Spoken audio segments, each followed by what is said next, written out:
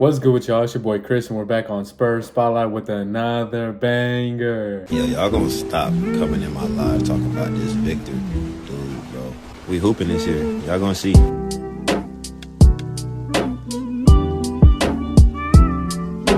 Alright, team, let's get straight to it. No need to waste any time, right? So we have not heard from Zach Collins in a while. You know, the Spurs played a game yesterday against the Utah Jazz, and we played a very good game in my opinion. Again, you know it's preseason, so you can't take too much with it. But if we're getting after the ball like that, hustling every play, playing with such passion, the way they were playing yesterday is so inspirational. I was happy with everyone. Malachi Branham didn't play. I mean, I don't know if I could say I was happy with Zach Collins' play yesterday, but I'm giving him a pass. One preseason game, a lot of rust. He went 0 for 5 from 3, but I'm not going to hold that against him. First preseason game back, and he had shoulder...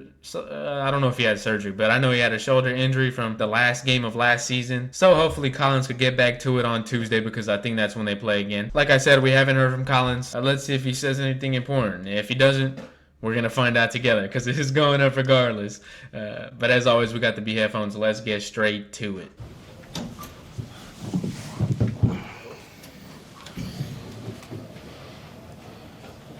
I guess first off, how you feeling? How did you come out of that first game action?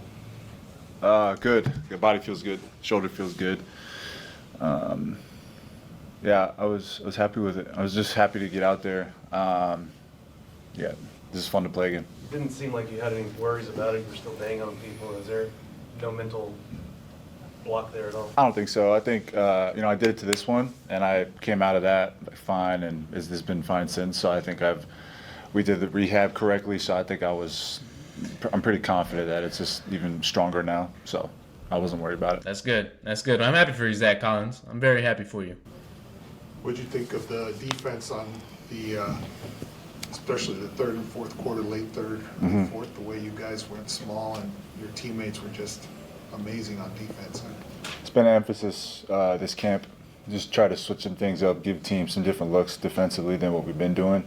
And we have guys that can do that. And a lot of work this summer wasn't just on the offensive side of the ball. We were all trying to get better defensively too. So it's showing in preseason. Now it's preseason, so it's got to have some carryover, but it's good to see. The Spurs last season were a top 5 defense with Wemby on the court. Obviously, without Wemby, they were one of the worst ever. The Spurs locking in on defense. I know they said this last season also about emphasizing defense, but I feel like this season, just with the glimpses we've seen from preseason and what they've been preaching throughout media day and stuff, I do think we're going to see a better defensive Spurs team with Wemby off the court, because while Wemby's on the court, they're always going to be a great defensive team. I think that the Spurs have the potential to be a top 10 defense. I don't know if that's a very hot take, because whenever you looked at the top 10 defenses from last season, let me pull that up. When you look at the top 10 defenses from last season, notice how all of these are playoff teams. You have one outlier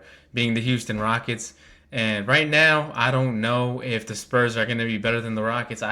The bias side in me is telling me yes, but I'm a Spurs fan, so I don't know if I trust my own opinion when it comes to it.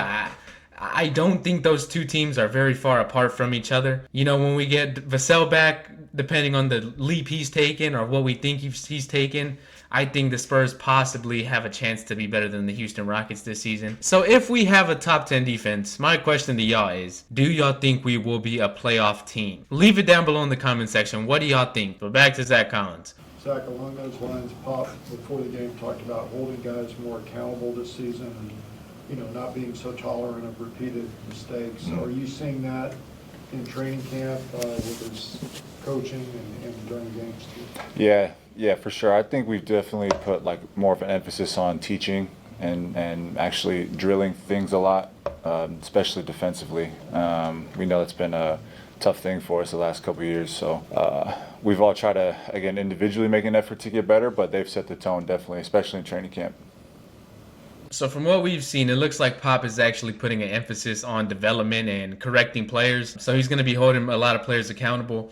And if we're seeing this Greg Popovich, if we're seeing the Pop who actually is going out there and looking for his team to win and play the right way, we could possibly see Greg Popovich in the Coach of the Year race. If the Spurs make the playoffs, I think he'll be in that race. But again, that just depends on a whole bunch of things. But if we're in the top 8 seeds, I think Greg Popovich should be in the Coach of the Year. race. What's it like as a big running pick and rolls with Chris Paul? He just makes your life easier, man. He's so good at manipulating things and knowing what he wants to do, and just having 2 or 3 setups, confusing the defense. And yeah, it's fun to be out there with him. Again, in a nutshell, he just makes the game a lot easier, and guys are getting open looks left and right, and he's making passes that you don't know are there, and then all of a sudden the ball's in his shooting pocket and he's wide open.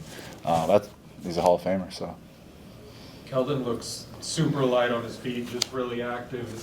What have you seen from him during camp? I know he said he's basically in the best shape he's ever been in. Yeah, I mean, if you just look at him, he looks just in phenomenal shape. He looks lighter, but he's still. Yo, why does Zach Collins look so sad? Zach, tee up, bro. Cheer up, bro. It's okay. One preseason game, we're all giving you some slack. He might just be tired. First game back in a while, he's knocking the rust off. He's probably just tired. I'm gonna count it as that. Still looks strong, and he's still getting downhill. Clearly, I mean, he was doing his Keldon thing tonight, just bumping guys out of the way and getting to the rim. And on top of that, he's just, like you said, he seems lighter. He's just full of energy, it seems, all the time, and more than, if that's possible, more than he usually does. But yeah, he looks great. It's just a testament to what he did over the summer. Yeah, he's still dunked pretty hard. Yeah, he did his thing, man. Again, if he's jumping higher, that's scary. Yeah, Kellin Johnson had a great game yesterday. I was watching the game. I'll say it one more time. This is only a preseason game, so we can't expect this out of Kellin Johnson from the whole year. But yesterday, it didn't look like he was forcing it as much on the offensive end. It looked like it came naturally to him. And that's what I like to see out of Kellin Johnson. This was a good game, like I said in the beginning before the season started. Buy the Kellin Johnson stock, because out there, he looks great. He's moving fast. And one thing that we were concerned about, or at least I was with him losing weight, I was afraid that he wasn't going to be that big body. And that's kind of Kellin Johnson's play style. Get into your chest and use your physical abilities to overpower the opponents. With the weight loss, he picked up some speed, but it looked like he maintained some muscle and some strength with that. And so I think this could be a very good year for Kellin Johnson if he keeps this play up. Leave it down below. Are you buying the Kellin Johnson stock after this game? You called it earlier in the summer. You told me that Blake Wesley was really going to impress people, and defensively he's just been outstanding.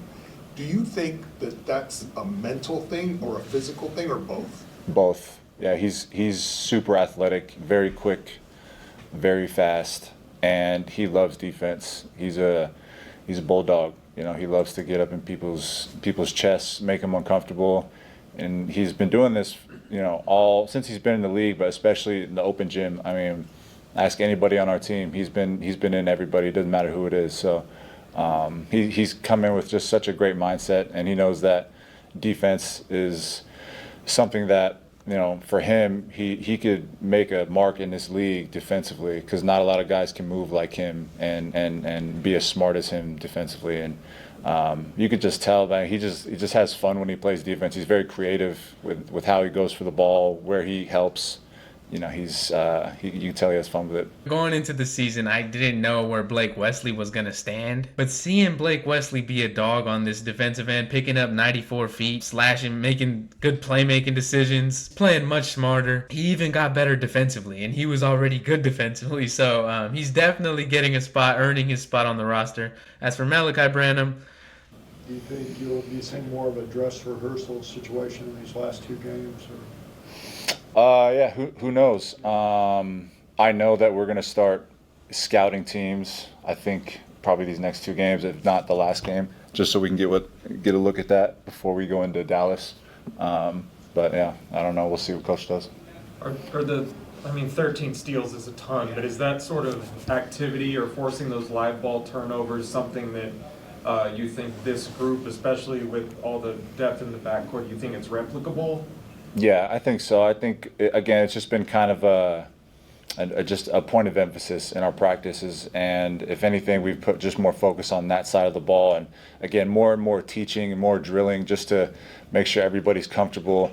And getting up into people and getting into passing lanes is all fine. But if your backside is not there to help, then you can't do it. And I think that's where we've kind of taken a step forward is having that second line when we take risks. Thank you, Zach.